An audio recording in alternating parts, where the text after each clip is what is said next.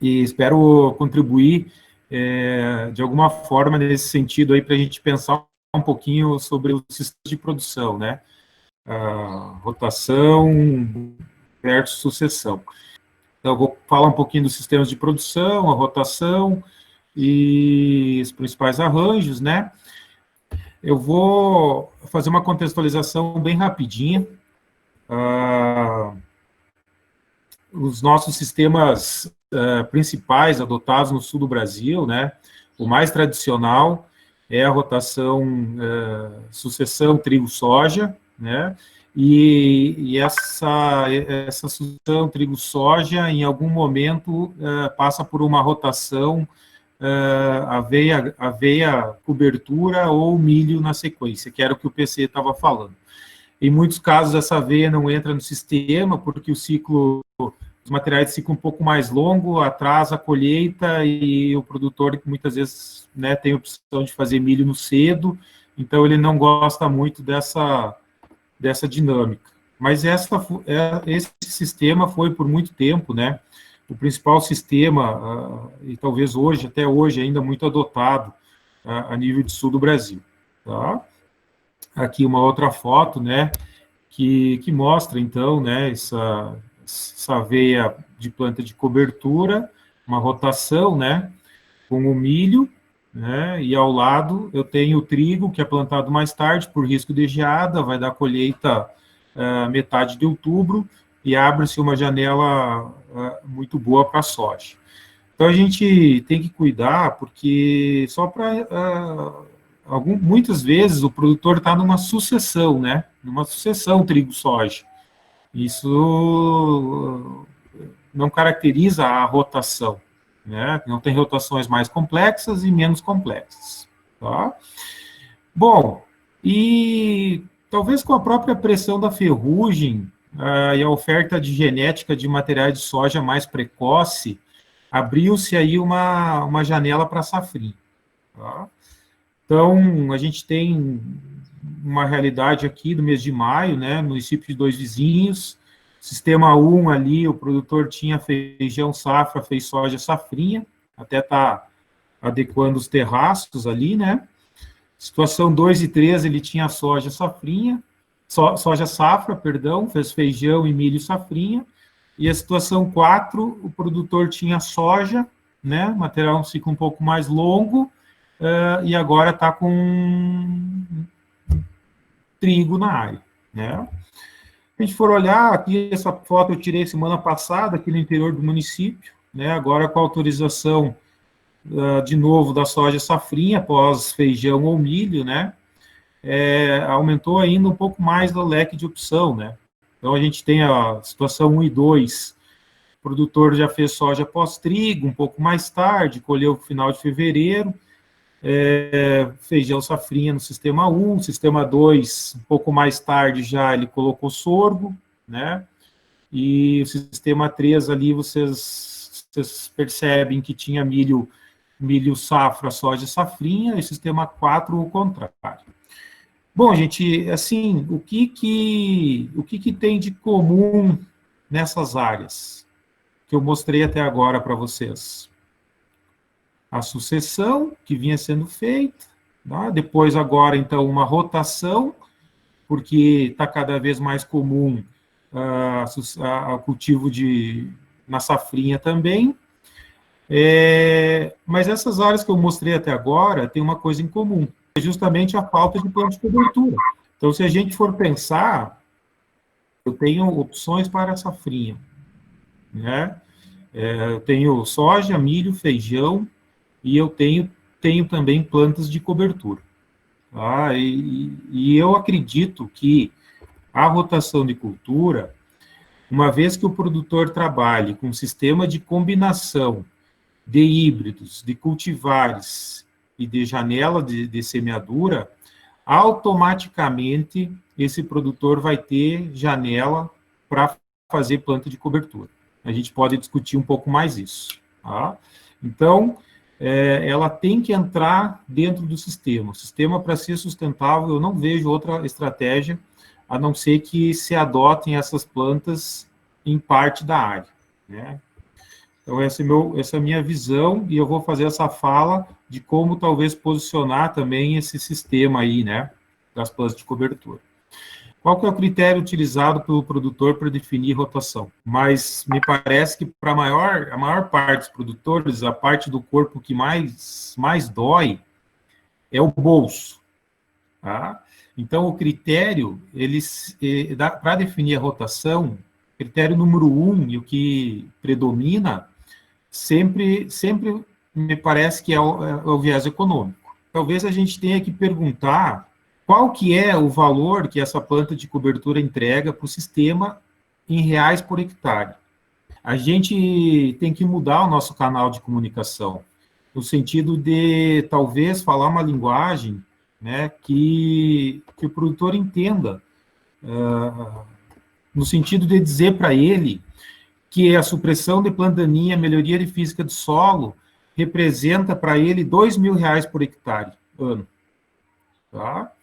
Ou, dependendo da situação, esse valor pode ser mais que isso. Tá? Então, eu acho que aí sim a gente vai começar a conscientizar melhor o produtor. Eu entendo que algumas vantagens seja difícil de extrapolar para reais por hectare, né? Existem vantagens ecossistêmicas que é difícil de mensurar, mas eu acho também que a gente precisa avançar um pouco para que essas plantas de cobertura sejam adotadas mais dentro da rotação de cultura. Porque, como eu mostrei nas 2, 3 imagens anteriores, a gente anda pelo interior de forma geral e a gente dificilmente vê a adoção dessas plantas. E, apesar de que agora o milheto tem entrado forte, né, e alguns produtores têm adotado. Confesso para vocês que eu tenho mudado bastante, assim, nos últimos anos e direcionado minhas pesquisas para trabalhar de uma forma mais ecológica um pouco, mas ainda tenho muita dificuldade. Mas algumas coisas têm dado certo. Por exemplo, essa foto aqui, ó, que eu estou mostrando para vocês, vou mostrar a próxima. Eu só fiz um manejo de herbicida aqui, tá? E aqui eu tenho a lavoura do meu vizinho, tá? Mostrando essa foto, só para responder para vocês ali, qual que é a vantagem que a planta de cobertura me entrega no sistema. Bom, eu até inseri alguns slides aqui, e agora eu entro diretamente numa discussão da rotação. Então, vejam que no Brasil, a gente cultiva 36 milhões de hectares de soja, a metade disso é milho, né? E 13 milhões de milho safrinha que vem pós-soja. Então, esse é o principal sistema adotado, né? De conhecimento de todos, principal sucessão, soja, milho e safrinha.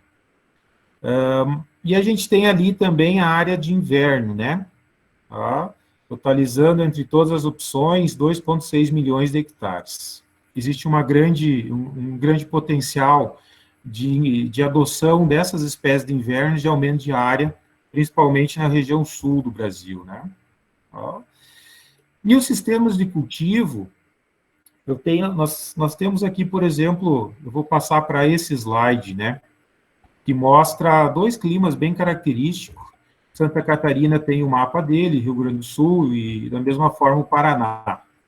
Então, a gente percebe que, na parte verde, um clima CFB, praticamente impossível se trabalhar com um safrinha de verão. Tá? Então, aqui fica mais difícil e abrem-se espaços para outras culturas, né? Como canola, como aveia para pastejo, outras opções. A gente sabe que saindo de 2 vizinhos a 500 metros de altitude, andando 200 quilômetros sentido a Palmas aqui, a gente vai para 1.000 metros de altitude. E isso aí muda tudo, né? Então, é importante a gente definir a rotação, né? A gente define, o produtor define a rotação em função das condições edafoclimáticas que ele tem também. Talvez, se a gente for colocar um valor mágico aqui, acima de 600 metros de altitude, extremamente difícil fazer safrinha de verão, abaixo de 600 metros de altitude, há uma possibilidade muito interessante. Que eu vou, então, os 2 ambientes que a gente tem, né, talvez eu definir aí um clima tropical, a parte amarela, e subtropical, a parte verde. né? E eu vou entrar numa discussão dessa rotação de culturas, pensando nesse arranjo produtivo, né? Uma safra só ou duas safras, tá? Então, eu diria para vocês o seguinte, gente, que é possível fazer safrinha nessas regiões de clima CFA, mas que deve ser feita em parte da área, porque eu aumento muito o risco de produção. Eu tenho, é melhor, eu poderia pedir assim para vocês, o que é melhor? Colher 200 sacas de soja por alqueire, num posicionamento adequado da cultura, ou colher 140, 150 de soja e 220, 230 de milho. Entende? Então, muitas vezes, eu vejo que hoje o produtor está penalizando um pouco o potencial da safra para fazer a safrinha. E mesmo fazendo a safrinha, ele está fazendo sucessão e não está fazendo a rotação de cultura propriamente, tá? Por uma pressão econômica, que acaba aumentando, causando maior pressão de seleção, né? Maior risco de produção, que nem sempre se traduz em rentabilidade. Ao mesmo tempo, ele tem redução do período das entre-safras e tem pousio, principalmente na sucessão soja, milho e safrinha. Isso também tem causado, né, uma preocupação grande, tá, que é o aumento da pressão de plantas daninhas, pragas e doenças. Tá? Então, vejam, eu vou falar para frente um pouquinho de rotação, podendo usar milho, soja, safrinha, mas dentro de um contexto onde o milho está sendo utilizado, tá? Eu sou totalmente contrário soja sobre soja. E por quê? Porque aí sim eu tenho uma pressão de seleção muito alta e uma evolução da resistência também muito rápida. Então, aqui é só para mostrar a perda de efetividade, né, das moléculas em função do passar do tempo e a pressão de seleção imposta e a resistência que a gente cria. Outra foto mostrando o mês de maio, né, 2 anos atrás, safrinha, dano de geada nas áreas de safrinha de feijão. Aqui, produtor forçando um pouco, né, problema de geada em trigo, tendo que roçar. Aqui eu vou fazer uma abordagem com vocês, ó. Olhem a época de semeadura 8, dia 20/2, aqui. E aí a gente vem aqui para o dia 19/5. A gente vai ver que essa época de semeadura 8, ela está em R3, ou dia 25/5, ela está em R4. Tá? Aqui eu tenho uma foto das diferentes épocas de semeadura no dia 12. Tá? Hoje, se der geada domingo ou segunda, esse material plantado dentro do zoneamento, dia 20 de fevereiro, ele vai estar em R3, tá? R2, R3. E se for concretizada a geada de domingo, segunda-feira, esses materiais vão ter, no mínimo, 60% de quebra de potencial de rendimento. Então, esse é o risco que está se correndo, né? Muitas vezes, com a adoção da safrinha, por isso que eu defendo que o produtor trabalhe a safrinha dentro de um sistema de combinação de materiais, onde ela vai ocupar parte da área, né? Tá? Uma pequena parte da área, dependendo de como que está o ano e as previsões. Pessoal, então, dentro das rotações, ó, eu vou tentar ser bem sucinto, assim, porque eu pensei em uma fala bem ampla, tá? A gente tem cada vez mais produtores migrando, né, de trigo para milho safrinha, tá? E isso tem provocado, assim, alguns problemas, né? Porque o trigo, ele além do lucro direto, da vantagem direta, ele tem também uma grande capacidade de supressão de buva, ao contrário do que o milho safrinha causa. A gente tem que manter, né, A gente pode adotar uma parte de milho safrinha, mas não pode esquecer dos benefícios que o trigo entrega para o sistema. Tá? Aqui é uma linha de pesquisa que a gente tem trabalhado em 2 vizinhos, trigo em linhas duplas, pensando em fazer o consórcio, o relay cropping, né, que o pessoal chama, tá? Para antecipar a soja no sistema, para ela ter menor pressão de ferrugem e menor competição com plantas daninhas. Tá? Então, eu consigo fazer o trigo mais tarde, saio do problema de geada, né? E consigo, ao mesmo tempo, antecipar a semeadura do milho. Tá? A gente faz isso de forma anual aqui, mas já se faz isso há mais de 10 anos nos Estados Unidos, e eles têm mecanização para fazer esse sistema de forma muito perfeita, funcionando muito bem, né?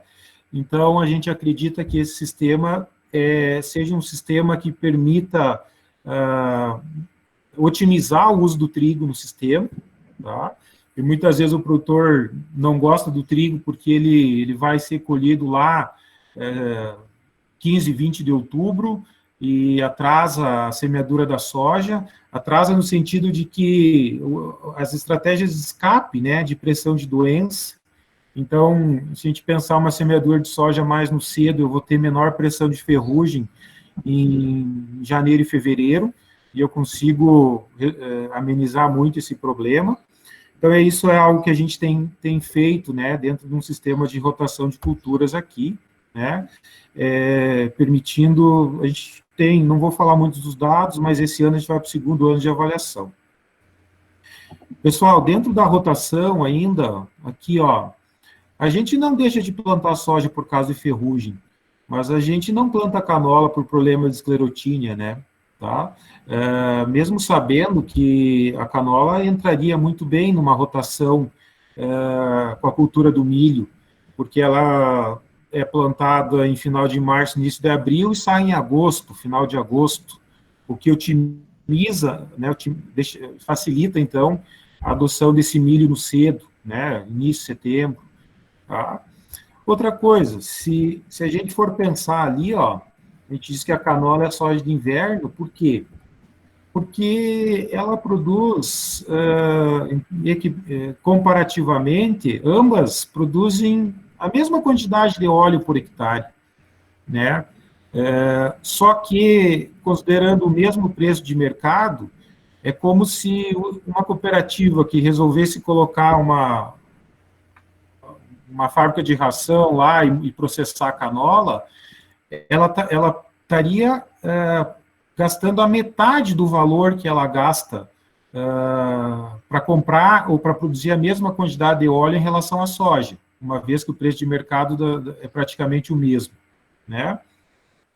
Então, a gente vê que a rotação de culturas, ela é interessante, no sentido de que também tem algumas espécies que não são adotadas por falta de incentivo também, né? Eu diria assim, ó, é especulativo isso que eu vou falar, mas talvez as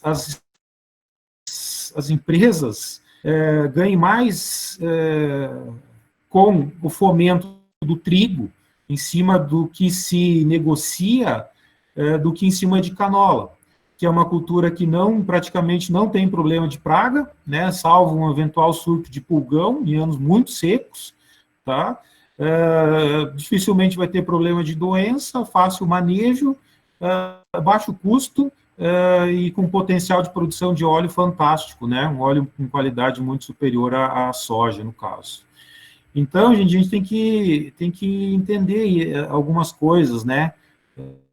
Que limitam a rotação de culturas.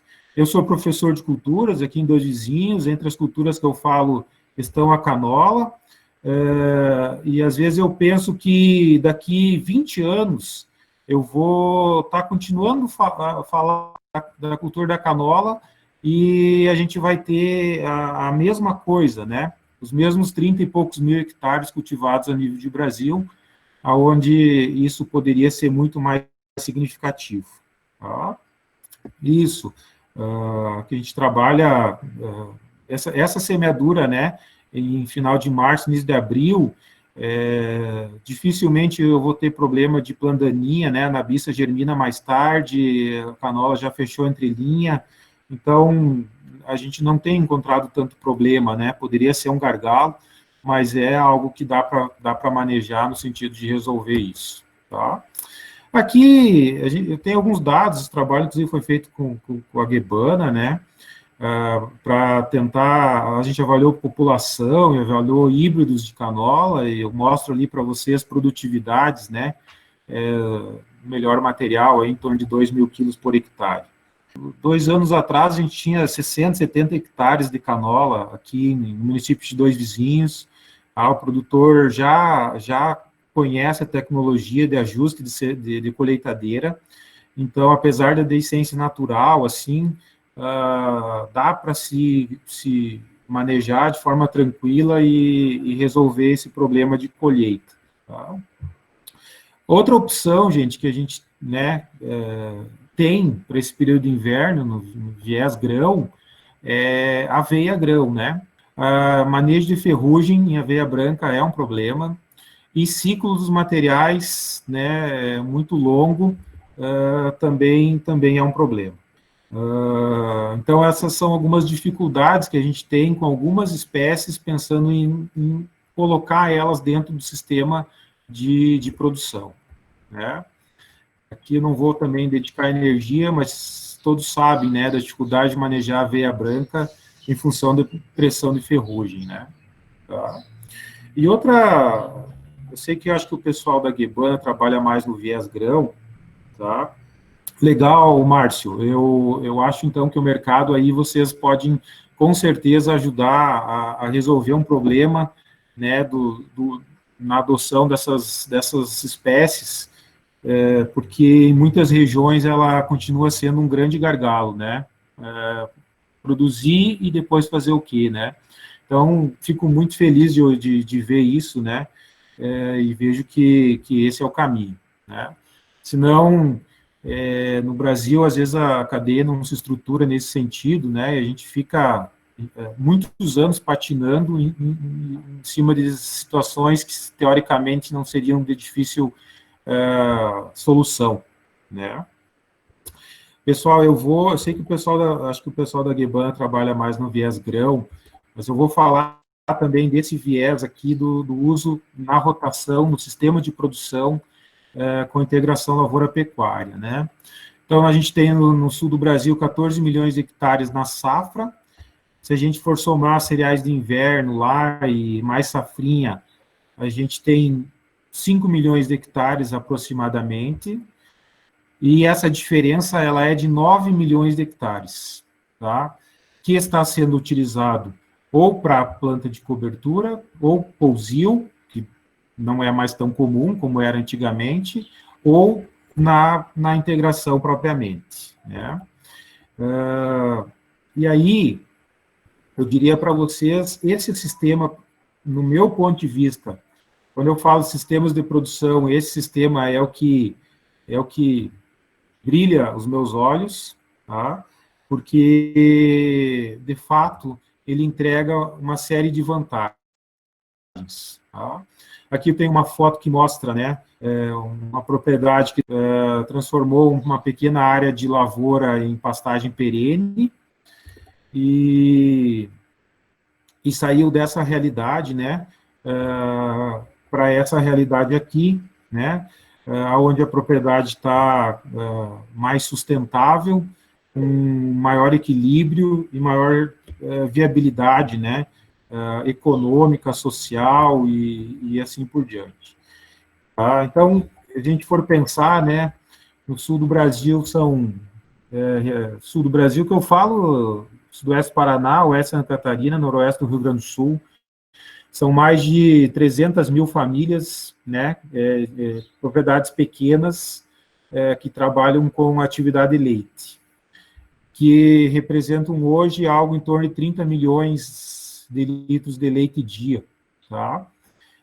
Se a gente considerar a 1,50, são 40 milhões de reais injetados diariamente na economia desses pequenos municípios. E se a gente considerar que para cada real lucro direto, na cadeia a gente tem mais 3 ou 4 indireto, então a gente está falando em algo de perto aí de 150 milhões de reais de forma direta que eu tenho, né, na economia desses municípios. Então, por isso que eu falo de rotação de cultura, sistemas de produção, eu falo nessa integração como talvez a melhor opção.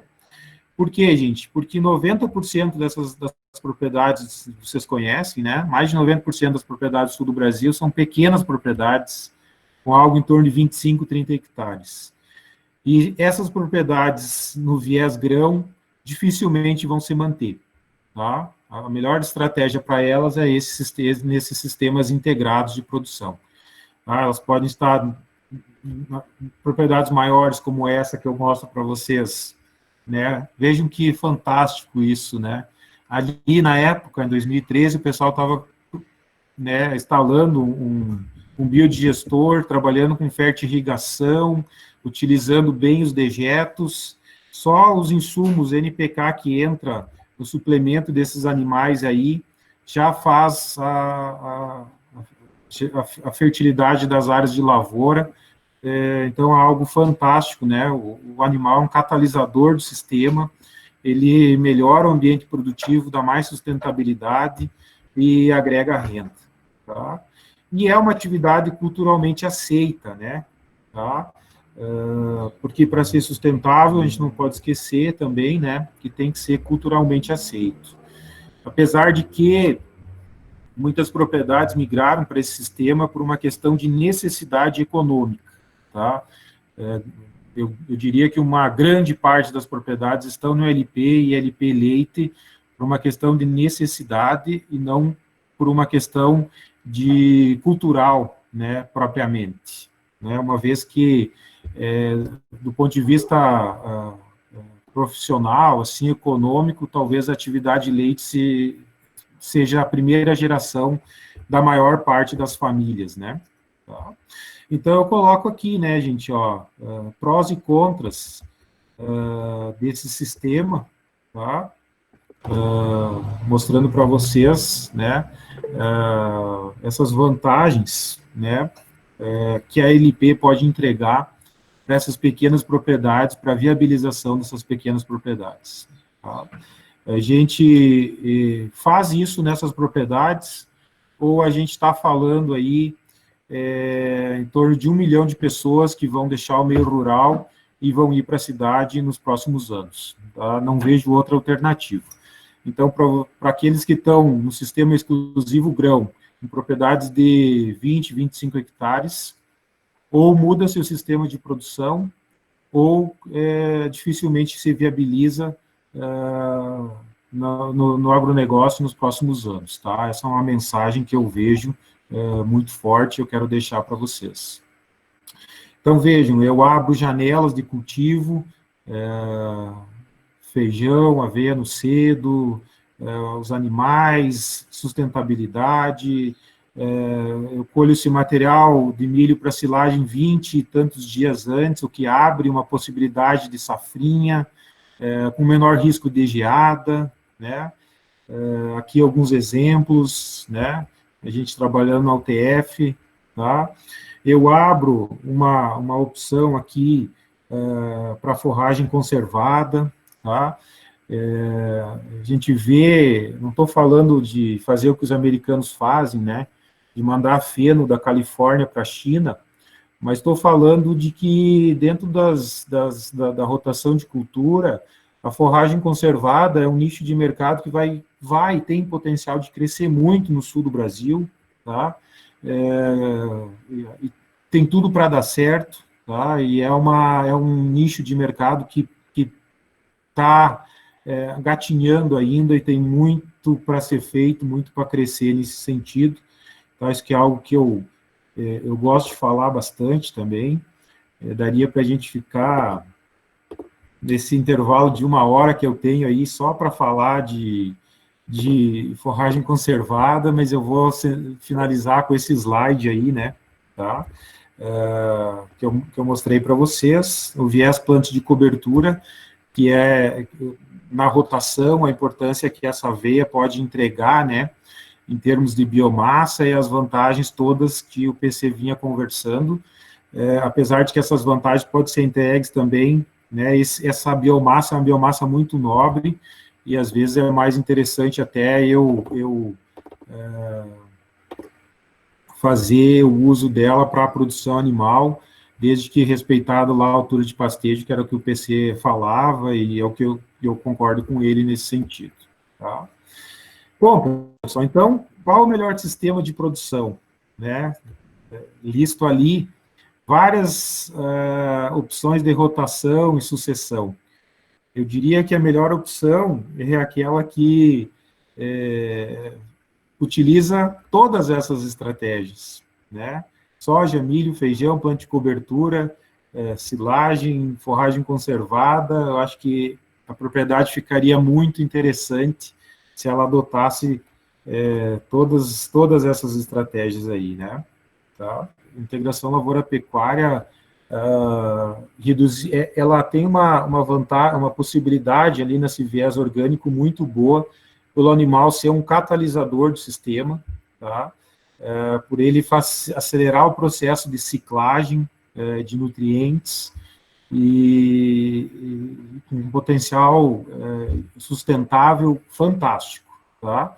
Então, eu gostaria até de falar mais de ELP, mas também vou resumir a isso para não deixar as outras áreas descobertas, né? Tá bom? Legal, pessoal. Então, o sistema milho, soja, safrinha, na rotação, dentro dos sistemas de produção, vou falar, coloco aqui, né? Essa foto eu tirei semana passada, aqui no interior de Dois Vizinhos. A gente pode ver à direita um sistema, à esquerda o outro sistema, né? Até eu coloco a pergunta, qual caminho seguir, né? O caminho a seguir é o caminho que tenha ambos, né, em um sistema de rotação. Tá? Vejam que antigamente parecia difícil fazer a rotação porque eu só tinha uma cultura de verão.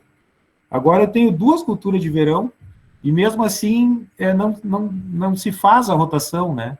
Então, é possível argumentar cada vez mais, né? E brigar nesse sentido, né? Do porquê que ela não é feita. Uhum. Eu coloco aqui os 2 sistemas e algumas especificidades, né? No sentido da gente discutir os prós e contras de cada uma delas, né?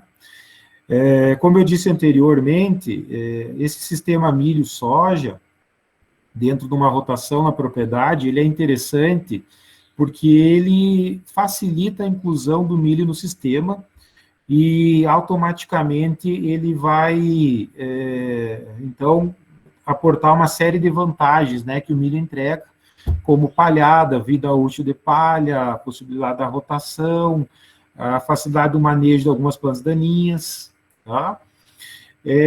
Ao mesmo tempo, a gente acaba tendo que, muitas vezes, esses materiais de milho, o tripé que a gente fala, né, ele tem produtividade, precocidade e tolerância à doença, tá?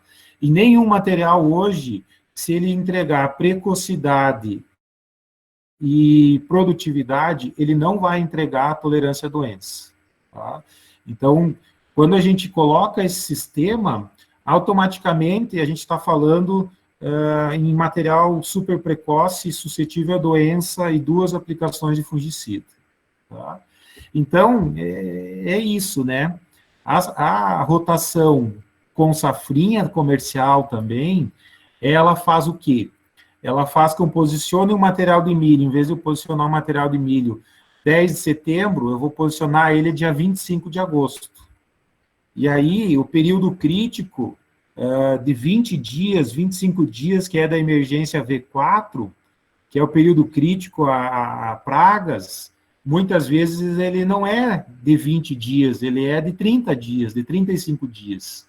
Porque em final de agosto é mais frio, a emergência é mais lenta, o arranque inicial, né, considerando a soma térmica, é menor. Então, gente, sempre vai ter os prós e contras, né? É uma opção, mas tem esses aspectos que tem que ser considerados, né? Mas para nós, ao sul do Brasil, que temos, não temos janela de déficit hídrico e tem chuva em setembro, é possível a adoção desse sistema, né? Eu, outro dia, postei um vídeo lá no canal falando que, ao contrário do centro-oeste, onde o sistema soja-milho é o mais adotado, no sul, para nós, talvez a nossa vocação maior seja essa do milho soja-safrinha, porque eu tenho maior amplitude térmica, né? Eu tenho menor fotorrespiração desse milho safra e eu tenho um potencial produtivo muito interessante. Ao contrário do centro-oeste, onde a diferença do milho safra para o milho safrinha é muito pequena, né? Então, eu tenho uma aptidão, talvez, muito maior para esse modelo milho, soja, safrinha em parte da área, né? Em relação ao contrário que está aparecendo aí, né?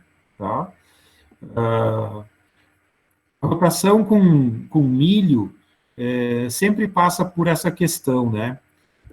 Risco produtivo, nível de investimento. Então, hoje a gente fala em gastar aí R$ 9.000 por alqueire para fazer um milho safra, né? E muitas vezes o produtor coloca isso como um empecilho, né? E não vê as vantagens que ele pode entregar no sistema, considerando um sistema mais a médio prazo, né? Sem ser muito imediatista em visualizar o sistema, tá? Aqui também tem uma relação de pragas e doenças, né? Sempre vai ter, num milho safrinha, uma pressão de percevejo muito grande, uma dificuldade de manejar muito grande, muito maior que num milho safra, tá? E, ao mesmo tempo, dependendo como esse sistema for feito, sempre vai ter uma pressão de ferrugem muito maior na safrinha também, né? Quando for o soja-milho. O milho-soja e a soja na safrinha. Então, esse ano a gente teve um ano seco, atípico, né? Onde a pressão foi menor e foi possível produzir um menor aporte, né, de fungicida, tá? E a questão de retorno, né? Aqui, gente, eu vejo também o seguinte, né, uma coisa que é importante para falar, é que na rotação, o milho, soja, safrinha, esse soja está sendo colhido agora, né? O que facilita a introdução do trigo no sistema, por exemplo, tá? Ou mesmo a adoção agora de uma aveia para planta de cobertura para preparar o sistema para a próxima primavera. O contrário, né, o milho safrinha tem sido muito problemático, né, principalmente para manejo de plantaninha, especificamente buva nesse caso. Tá? Aqui, nos trabalhos daqui no TF2 Vizinhos, né, onde a gente faz as rotações e as plantas com viés comercial, alguma situação de produtor. Aqui é para mostrar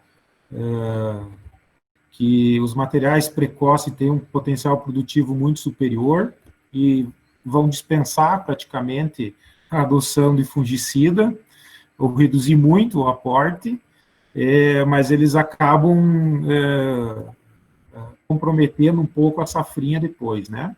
Tá? Então, aqui um trabalho, a gente tinha 2 materiais de milho, silagem, grão, e a gente fez soja na sequência.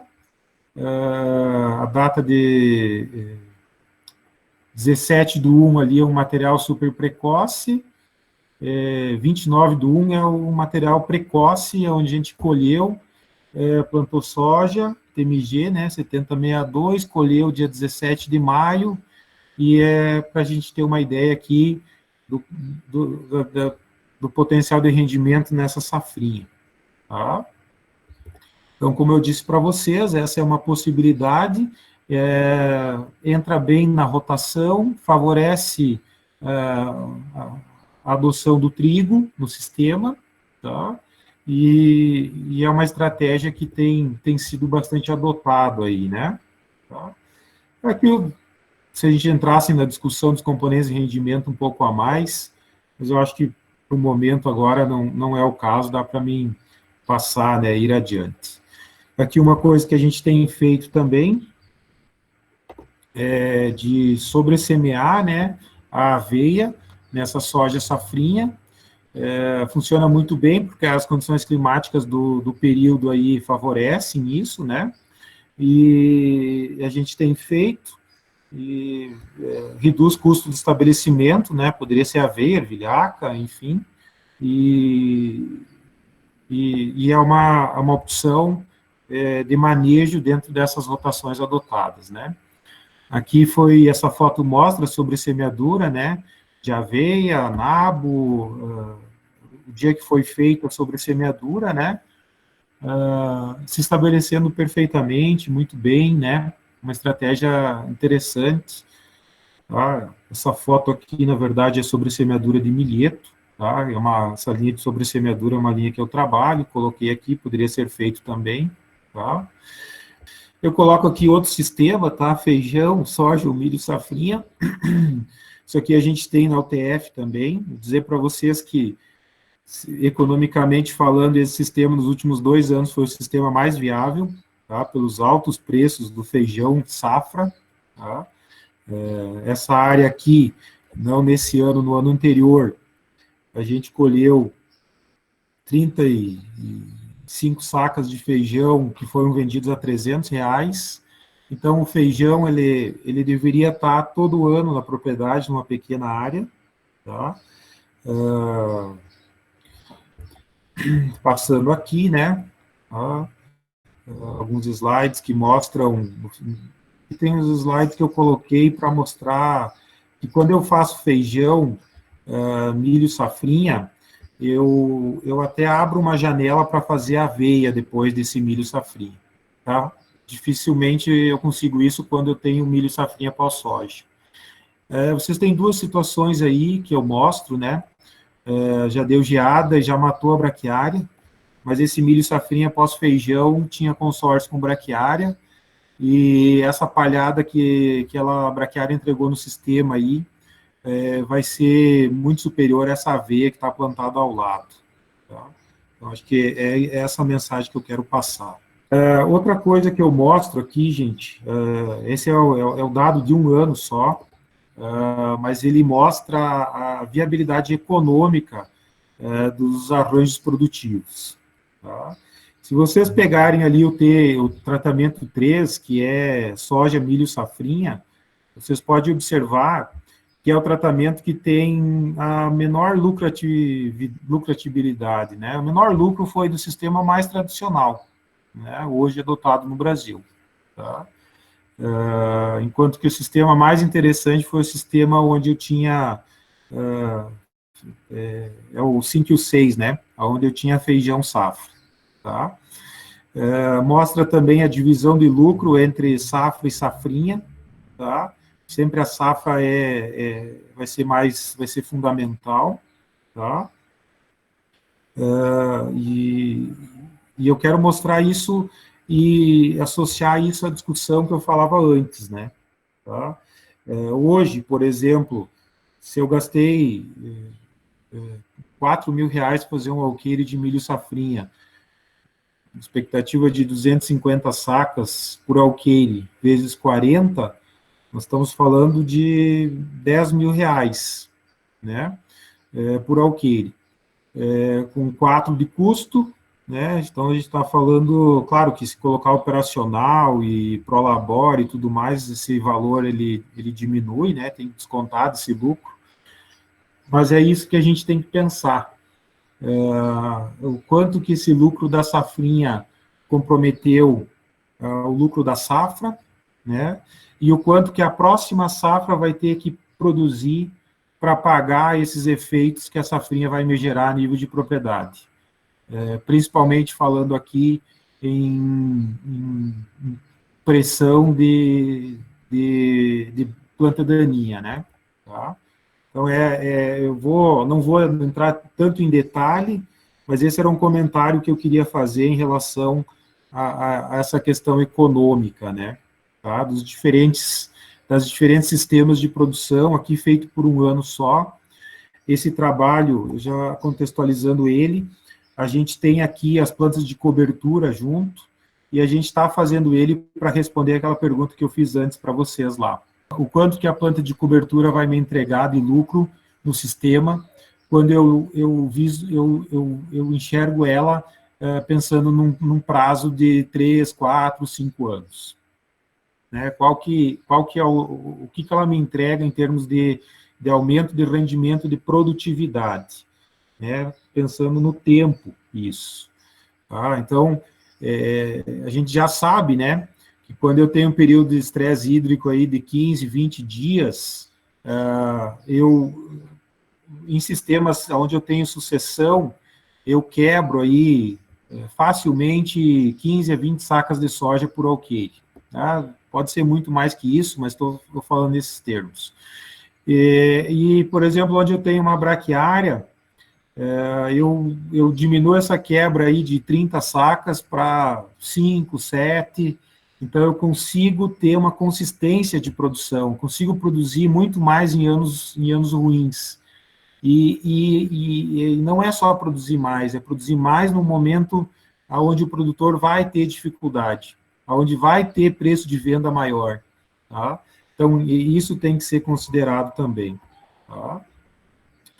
Aqui a divisão dos custos de produção, né, para a gente ter uma ideia, a figura A é do milho, figura B da soja safrinha, e a C feijão safrinha, tá? Isso, está ali. É só para mostrar, né, que adubo representa o maior custo de produção, tá? E adubo, a gente reduz o custo de produção, sendo mais eficiente em ciclar fósforo, né, e transformar fósforo mineral em fósforo orgânico e possibilitando redução de aporte. Tá? Senão, a gente vai ter que continuar nesse modelo de 1,5 tonelada de adubo por alqueire por ano, que é o que vem sendo feito aí nessas sucessões, né, soja, milho e safrinha. Então, teria várias coisas, né, que eu gostaria de abordar, algumas especificidades, eu estou passando aqui, né.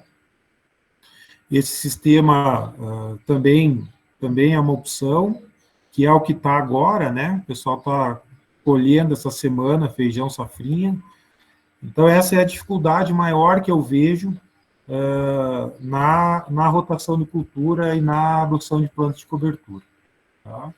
Um ano seco, produtividades baixas, mas valores na casa dos 260, 270 reais de um feijão safrinha, que mesmo assim torna ele, né, extremamente viável economicamente falando. Tá? Logicamente que eu entendo que isso resulta em baixa produção de raiz, em baixa resistência de agregado do solo, em problema físico, e é por isso que eu falo, né, que as vantagens das plantas de cobertura têm que ser extrapolado para um viés econômico, para que a gente consiga contra-argumentar, né, esse modelo imposto aí, esse modelo atual que está sendo adotado. A gente vê com muitos bons olhos essa questão de milho-verão, na rotação para quebrar essa questão da predominância da soja, né? E isso ficou muito viável porque, como quase todos os grãos, assim, esses grãos maiores, né? Soja, milho, trigo, aveia e canola também, inclusive, tem uma demanda muito boa, muito grande, seja nacional quanto fora. Então, a gente viu que os preços do milho nos últimos anos, e inclusive no orgânico, que ele trabalha geralmente com percentual, ficaram muito atrativos. E a gente, todo ano, quando possível, melhor faz a avaliação de rentabilidade dos produtores, de alguns, e vimos que no caso do milho verão foi excepcional, assim, ultrapassou com uma boa folga, inclusive a soja verão, né? Uhum. E então, com isso, dá um leque maior de opções de uma boa rotação, pensando numa safrinha, né? Inclusive comercial, como um trigo morisco, feijão, né? Para não fazer soja, feijão, às vezes milho depois no feijão. Então, essas rotações ficam bem mais interessantes, assim, em termos de opções. E, inclusive, quando a gente, acho que não é o foco agora, é inverno, né? Vou deixar para comentar depois, mas, inclusive, o inverno também, com mais opções de inverno, a gente quebrou essa